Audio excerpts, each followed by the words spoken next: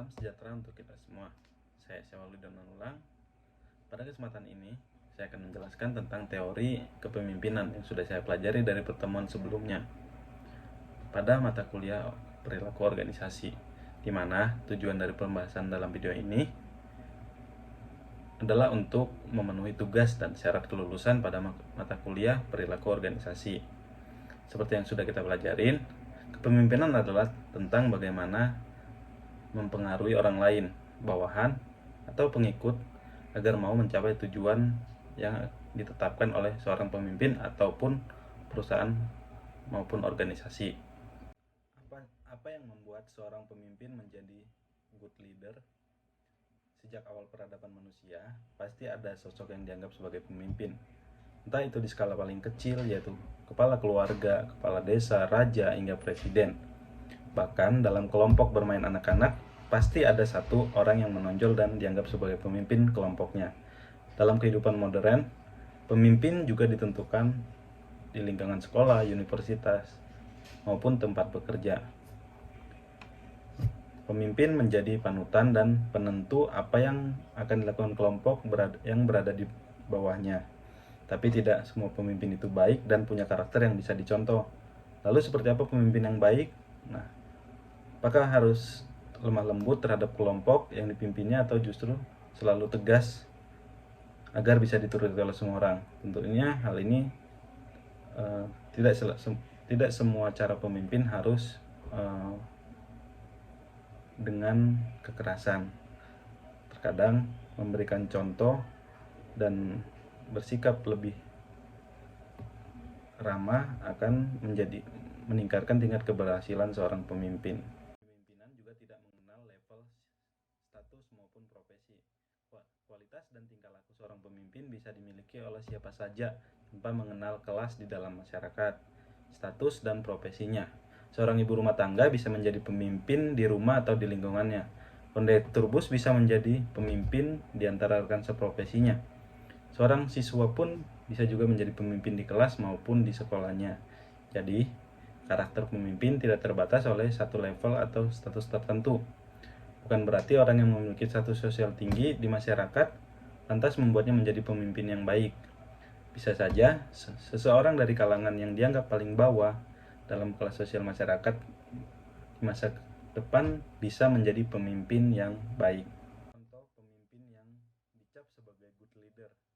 Di dunia ini beberapa nama yang sering disebut sebagai pemimpin yang baik, misalnya Nelson Mandela, The Dalai Lama, Bill Gates, Steve Jobs, Mother Teresa, hingga Barack Obama. Jika ditelusuri, sebagian besar dari nama-nama tersebut tidak memiliki latar belakang yang menjadikannya istimewa sejak kecil dan dipastikan menjadi pemimpin.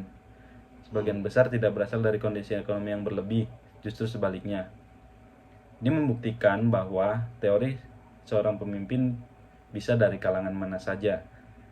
Tapi, kenapa seorang pemimpin bisa begitu dikagumi dan memiliki banyak pengikut? Apa yang membuat mereka menginspirasi banyak orang? Karakteristik apa yang membuat mereka menjadi good leader? Pertanyaan-pertanyaan di atas cukup sulit dijawab karena setiap individu memiliki karakteristik masing-masing yang unik dan menarik. Dalam kepemimpinan, seseorang yang dianggap tegas memiliki karakter yang penting untuk memimpin, tapi ada seseorang yang seperti Mahatma Gandhi yang begitu lembut dan meminta rakyatnya untuk tidak menggunakan kekerasan.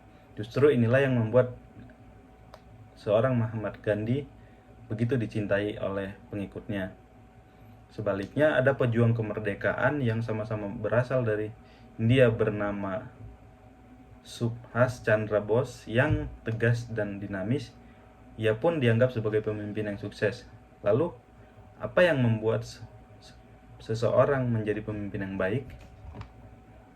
Dalam teori kepemimpinan ini sebelumnya telah dibahas bahwa karakteristik seorang pemimpin yang baik bisa dimiliki siapa saja tanpa mengenal status. Jadi karakter ini di dalam seseorang atau karakter bawahan.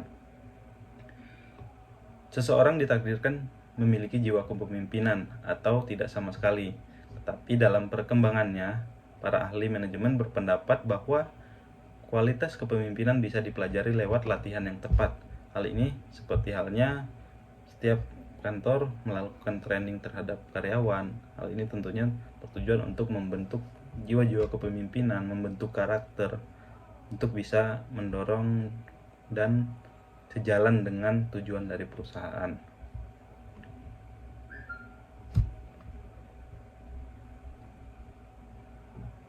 Bisa jadi hal yang didapat dari pelatihan kepemimpinan tidak senatural pemimpin yang sudah memiliki karakteristik ini sejak awal. Tapi jika harus berada di situasi yang memaksa seseorang menjadi pemimpin, pelatihan ini perlu dilakukan. Misalnya mendapat promosi di tempat kerja, meski tidak memiliki karakter pemimpin, tapi mau tidak mau harus menjalani posisi tersebut sebaik mungkin. Disinilah pentingnya pelatihan kepemimpinan. Ada teori kepemimpinan yang populer. Yang pertama, teori karakteristik seorang pemimpin. Teori ini membahas tentang karakteristik yang dimiliki seorang pemimpin yang baik dan sukses. Beberapa karakteristik tersebut, misalnya dewasa, memiliki integritas yang baik, memiliki keinginan untuk memimpin, memiliki tingkat percaya diri yang tinggi, pintar, punya inisiatif besar, dan memiliki sifat yang baik. Jika memiliki karakter tersebut, biasanya seseorang akan dianggap sebagai pemimpin yang baik. Kemudian yang kedua ada teori tingkah laku seorang pemimpin. Teori ini menekankan pada tingkah laku seseorang yang membuatnya dianggap sebagai pemimpin yang baik. Tingkah laku yang baik bisa disebabkan karena karakteristik alaminya yang baik, sehingga perilakunya dapat menjadi contoh yang diikuti banyak pengikutnya. Yang ketiga ada teori manajemen seorang pemimpin. Teori ini diciptakan oleh Black dan Moulton dan dikenal pula sebagai teori Black and Moulton Managerial Grid. Dalam teori yang dikemukakan pada tahun 1964, mereka membagi kepemimpinan menjadi dua dimensi. Ada dimensi kepedulian terhadap tugas dan dimensi kepedulian terhadap orang.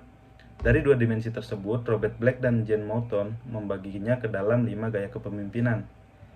Ada improvement management, middle of the road management, authorized complaint management, country club management, dan team management.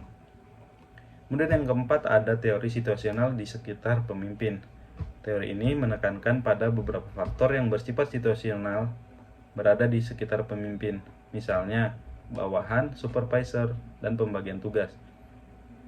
Ketiganya bisa menjadi penentu apakah seseorang bisa termasuk dalam pemimpin yang baik atau sebaliknya. Teori pencapaian goal bagi pemimpin. Yang kelima, teori ini fokus pada pencapaian goal sebagai tujuan utama sebuah kepemimpinan. Bagaimana seorang pemimpin mempengaruhi dan menjadi contoh bagi bawahannya untuk mencapai goal organisasi sekaligus individu. Seorang pemimpin yang baik tentunya tidak hanya memikirkan dirinya sendiri untuk bisa semakin naik menuju puncak, tapi harus memikirkan keseluruhan anggotanya. Kelima teori di atas adalah beberapa contoh teori yang masih digunakan hingga saat ini oleh beberapa organisasi dalam membentuk program kepemimpinan. Teori-teori tersebut dirangkum dan dibuat oleh para ahli di bidang manajemen. Kelima teori tersebut fokus pada sosok pemimpin dan gaya kepemimpinannya. Hal yang harus dimiliki oleh pemimpin yang baik. Yang pertama itu, pemimpin yang baik harus mempunyai visi. Seorang pemimpin yang visi dan tujuan untuk masa depan. Mereka memiliki berbagai ide yang jelas dan menarik tentang masa depan, ke arah mana mereka menuju, apa yang akan mereka lakukan untuk menuju tempat tersebut. Tak hanya itu, mereka juga punya rencana yang baik. Ini berbeda dengan manajer, karena manajer biasanya hanya menjalankan pekerjaan sesuai yang telah disusun oleh pemimpin.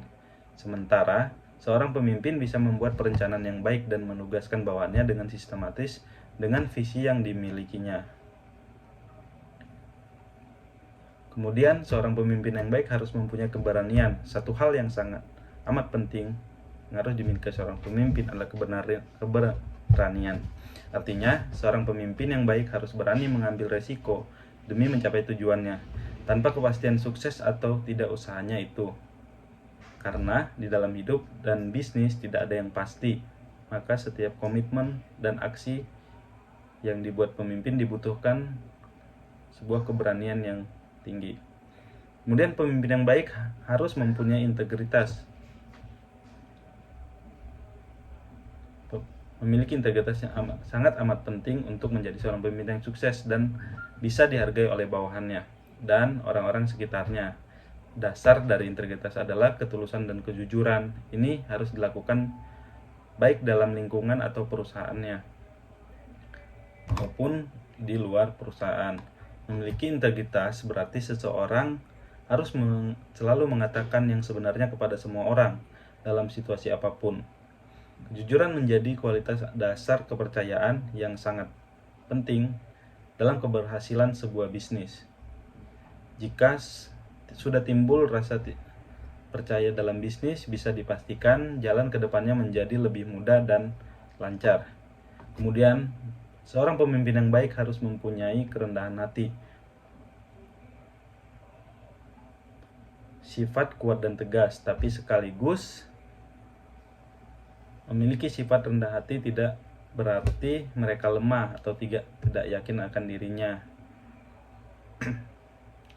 Rendah hati justru menunjukkan bahwa seseorang memiliki rasa percaya diri yang cukup dan sadar akan kemampuan dirinya. Ini membuat mereka bisa menghargai dan mengakui kemampuan pihak lain tanpa merasa posisinya terancam. Sikap ini jarang ditemukan karena untuk mendapatkan kerendahan hati, seseorang harus bisa berdamai dengan egonya sendiri.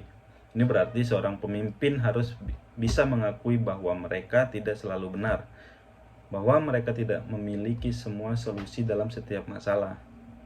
Pemimpin yang rendah hati pada umumnya juga akan mengapresiasi hasil kerja orang lain, entah itu pihak luar atau bawahannya.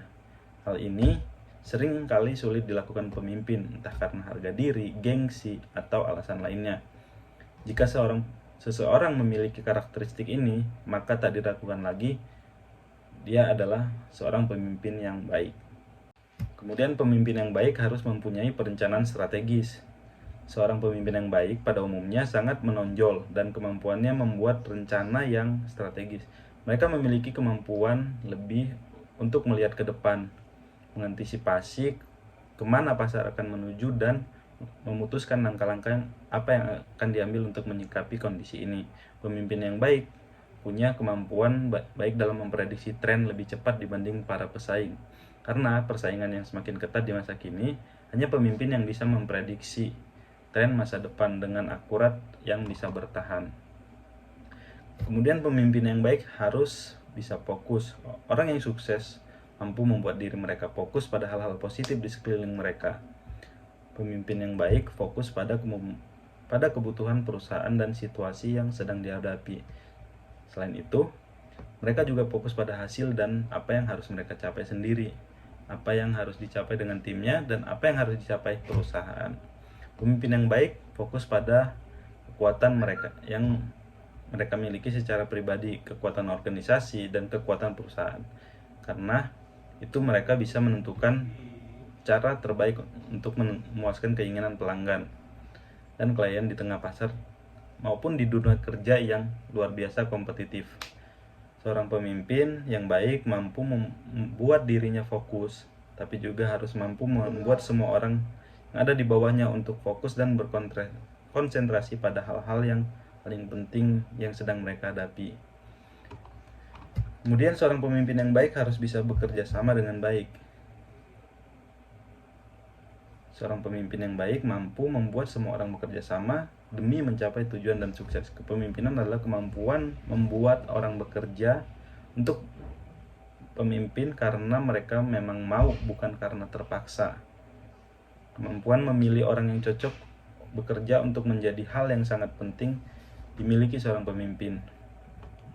Kemudian bisa berkomunikasi dan berbaur dengan baik setiap harinya adalah kunci untuk bisa sukses dan mencapai tujuan kerja. Hal ini tidak bisa dilakukan sendiri, tetapi harus dengan kerjasama seluruh tim. Tugas pemimpin untuk bisa membuat tim bekerja sama dengan baik.